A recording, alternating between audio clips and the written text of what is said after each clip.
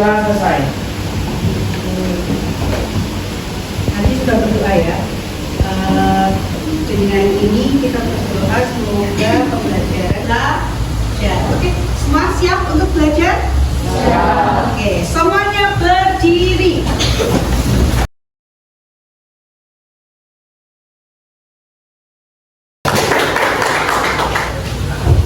Samsat berkata tepuk tangan. Ikuti kalimatnya dengan tindakan, bukan ikuti dengan kata-kata yang sesuai perintah. Berkata merapat.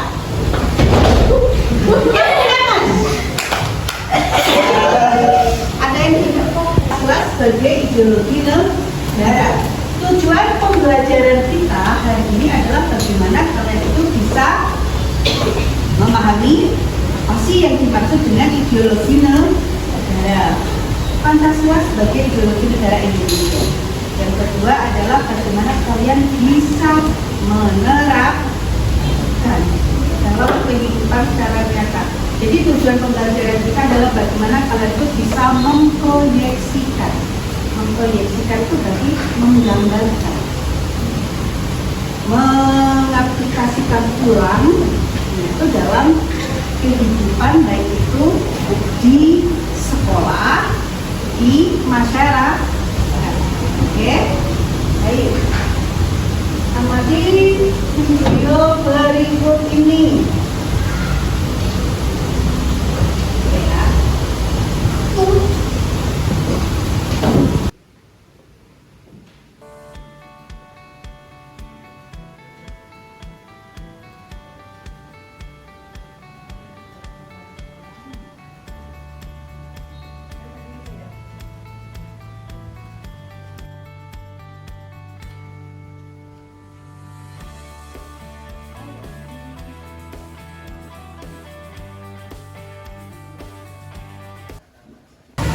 Ya, arti mampu beradaptasi itu artinya gimana? Adaptif itu mampu beradaptasi. Ya, adaptif di sini adalah bagaimana Pancasila itu tidak mampu mengikuti tuntutan zaman. Mengikuti ini adalah bagaimana tantangan Pancasila di dalam era globalisasi. Baik.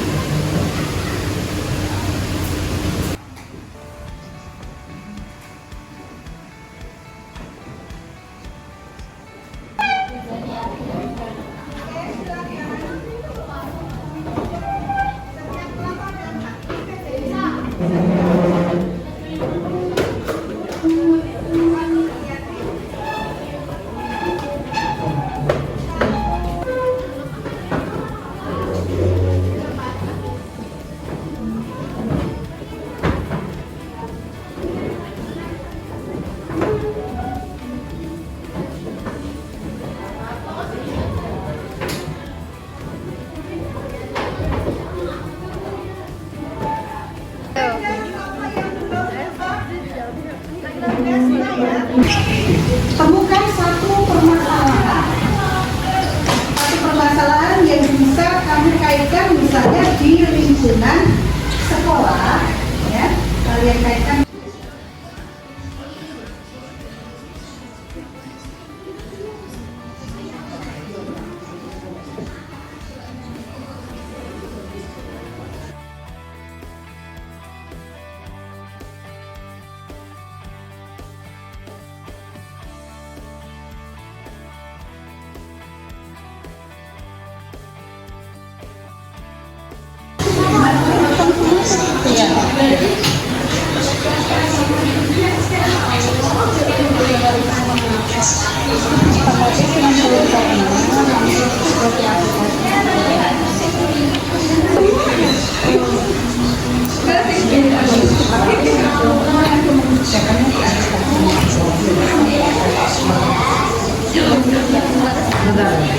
langsung ngambil sebelum di Iya.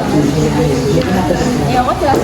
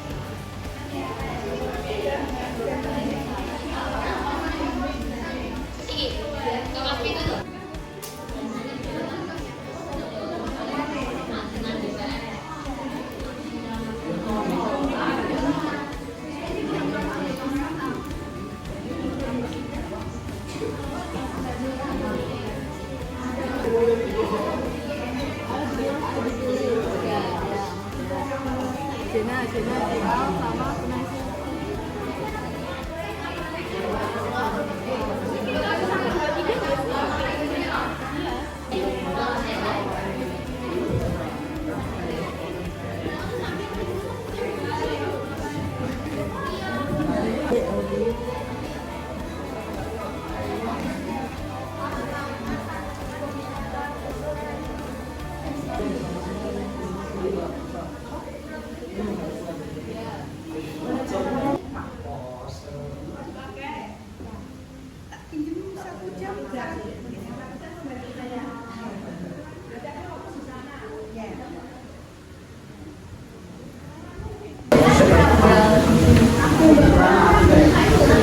Kalau saya bentar, berani.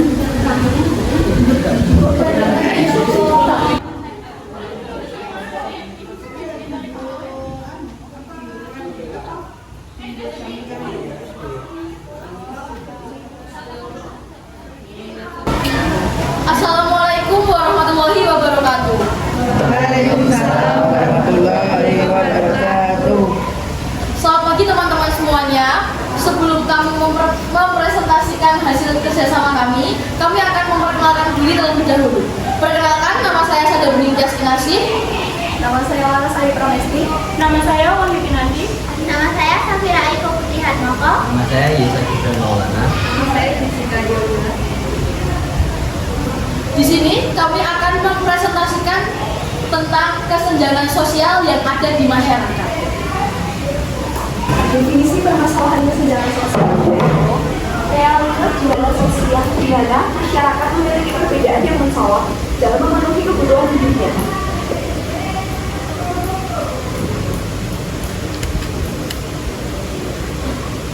Penyebab terjadinya kesenjangan sosial. Kesenjangan sosial tidak terjadi dalam semalam. Ada banyak faktor yang menyebabkan, antara lain ketimpangan distribusi kekayaan. Kekayaan nasional seringkali terkonsentrasi di tangan segelintir orang. Menurut beberapa data, 1% orang terkaya di Indonesia menguasai hampir setengah kekayaan nasional. Ini menciptakan jurang besar antara yang punya dan yang tidak. Yang kedua yaitu akses pendidikan yang tidak merata. Anak-anak di kota besar lebih mudah mengakses pendidikan berkualitas sementara di daerah terpencil sekolah masih jauh, fasilitas minim, bahkan kekurangan guru. Dan tiga, pembangunan tidak merata.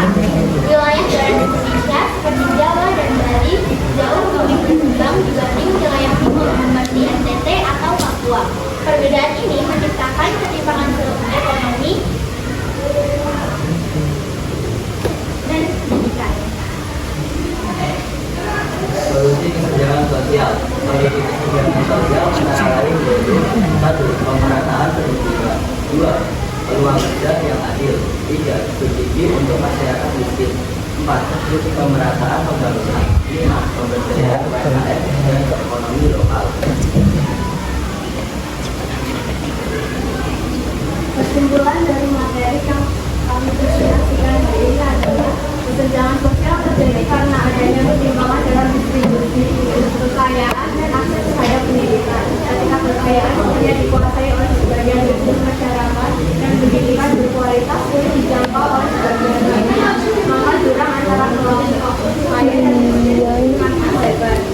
Untuk mengatasi hal ini dibutuhkan pemerataan dalam pembangunan ekonomi dan pendidikan di seluruh wilayah. Mungkin cukup itu presentasi yang dapat kami sampaikan. Sebelum kami menutup presentasi ini, adakah yang ingin bertanya tentang materi kesenjangan sosial ini tadi? Apa yang paling dominan yang menyebabkan kesenjangan sosial di masyarakat? Tidak pemerataan ekonomi dan pastinya peluang kerja yang berbeda di setiap kalangan masyarakat. Sudah cukup menjawab. Yang lain ada yang bertanyakan? Apa contoh kebijakan yang telah diberikan oleh pemerintah kepada masyarakat untuk mengurangi kejadian kesenjangan sosial? Kurangi produk impor dari luar negeri dan memajukan UMKM.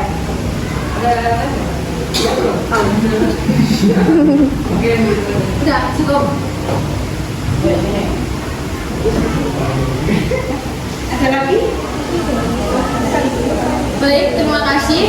atas perhatiannya teman-teman semuanya. Cukup sekian dari kami. Terima kasih. Wassalamualaikum warahmatullahi wabarakatuh.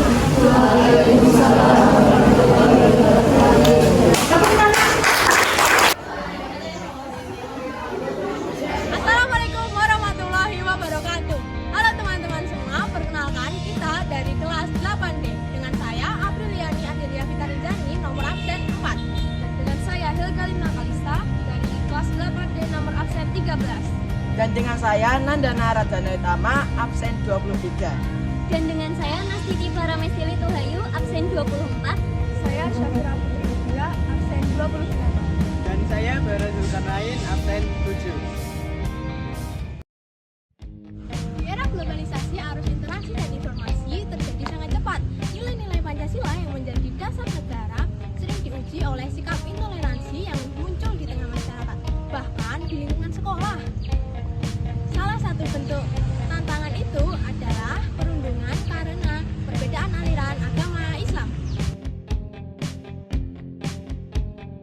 Di sebuah sekolah, seorang siswa menjadi korban perundungan karena cara beribadahnya yang sedikit berbeda. Perbedaan harusnya kita saling hargai dan hormati. Namun pada kasus ini, perbedaan menjadi alasan untuk merendahkan orang lain. Tentunya perilaku tersebut tidak sesuai dengan semangat persatuan yang kita junjung. Dalam pendidikan Pancasila, kita diajarkan bahwa nilai-nilai dasar bangsa harus dipegang teguh. Sila pertama, ketuhanan yang Maha Esa, menuntut kita untuk menghormati kebebasan beragama. Sila kedua, kemanusiaan yang adil dan beragam, mengajarkan agar kita menolak diskriminasi. Sila ketiga, persatuan Indonesia, mengingatkan kita agar menjaga persaudaraan meski berbeda pandangan. Sikap toleransi adalah sikap saling menghormati antar perbedaan tanpa memaksakan kehendak. Nabi Muhammad SAW telah menjadi teladan yang baik dalam hidup berdampingan yang damai. Dalam Quran Surat Al-Hujurat ayat 10 menjelaskan bahwa orang-orang mukmin adalah orang yang baik. Serta Quran Surat Ar-Rum ayat 22 menjelaskan, A'udzu billahi minasyaitonir rajim. Bismillahirrahmanirrahim. Wa min ayatihi rabbus samawati wal ard wal ardi wa ikhtilafu alsinatikum wa awanikum. Inna fi zalika la ayatin alimin. Sadaqallahul azim. Sesungguhnya tanda-tanda kebesaran Allah Subhanahu wa Ta'ala adalah dengan penciptaan langit dan bumi yang memiliki kolerasi dengan penciptaan manusia dengan berbagai bahasa dan warna kulit. Ajaran ini menegaskan bahwa kita harus saling menghargai dan saling memahami, bukan saling bermusuhan. Di era digital ini banyak tantangan baru mulai bermunculan. Informasi yang tidak benar atau provokatif mulai menyebar, sehingga sering memicu pertengkaran antar manusia. Pada mata pelajaran informatika, kita belajar untuk mengkaji secara kritis sebuah informasi dengan cara memeriksa sumbernya, memahami konteksnya, dan mempertimbangkan dampaknya sebelum membagikan. Media sosial seharusnya menjadi sarana untuk mempererat persatuan, bukan untuk memecah belah suatu persatuan. Dengan memahami Pancasila, menerapkan ajaran toleran dalam agama Islam, dan bersikap bijak dalam bermedia sosial, kita dapat mengurangi perundungan karena intoleran. Mari kita menjadi generasi yang bertoleransi demi keharmonisan bangsa kita. Pancasila adalah dasar yang kuat bagi bangsa Indonesia. Toleransi adalah jembatan persatuan dan keberagaman. Media sosial adalah alat yang harus digunakan secara bijak. Kami adalah generasi muda berlandaskan Pancasila. Karena dalam perbedaan, kuat dalam persatuan. Bijak bermedia demi Indonesia yang damai dan bermartabat. Terima kasih. Bila ada salah kata atau kurang berkenan di hati, kami mohon maaf sebesar-besarnya. Dadah!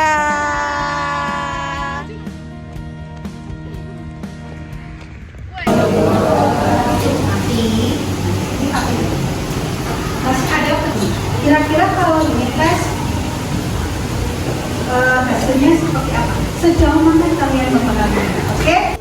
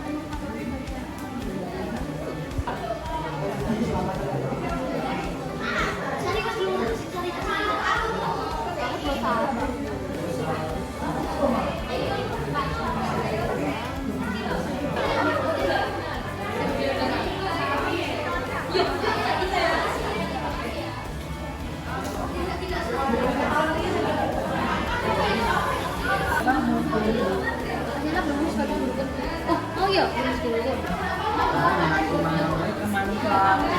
ini mau nggak? Ini kan suka sih. Empat cocok. Ini ya.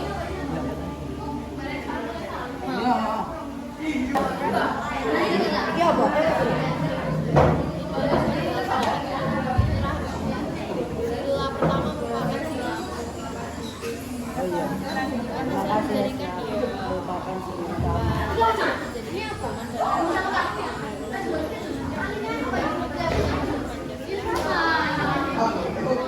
Pandangan hidup.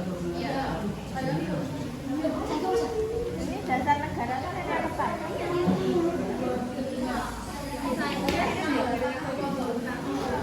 Iya, Bu. Iya, Bu.